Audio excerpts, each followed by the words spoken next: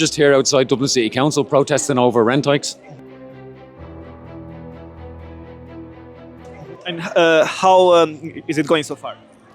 Well, it's good. The movement started just before Christmas because the vote was in November. Dublin City Council have had their budget cut by the government, but they decided to raise the rents on some of the poorest families in the city rather than going back to the government and saying, give us more of a budget. Or they could, increase taxes on big business, on rates on big business, or they could go after vacant and derelict sites. There are other ways that Dublin City Council could raise money other than going after poor tenants. But also Dublin City Council have announced that they're spending 670 million on a new headquarters.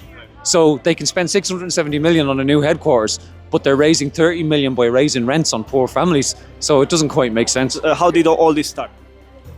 Well, there was a budget meeting in November and the council voted to raise rents. Yeah, so we've been protesting since December. Yeah, so we had 2 protests at the council in December, and then we had a march through Dublin in March, and now we're outside because this is the first Monday of every month there's a council meeting, so we're outside the council meeting because they can hear us.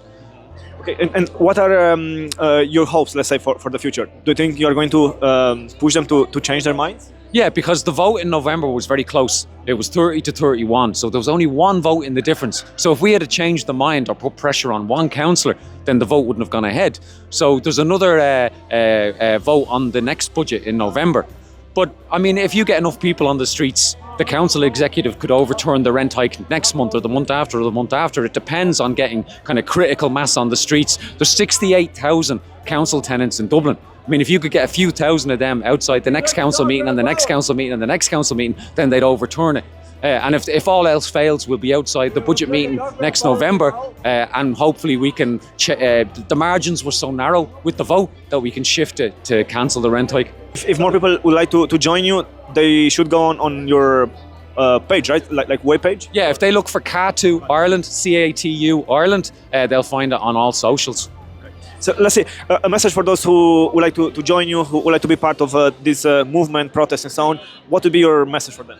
I think people power can work. I mean, if you look over the last week in Ireland, hauliers and small farmers, they were able to protest and get a 550 million package offered by the government. So it shows that if you put enough pressure on the government, they will try to bribe you, they'll try to pay you off, they'll try to give you something to quieten down your protests. And the same thing applies to Dublin City Council tenants. If we kick up enough of a fuss, we can reverse this rent hike. I mean, just like it did with the water charges.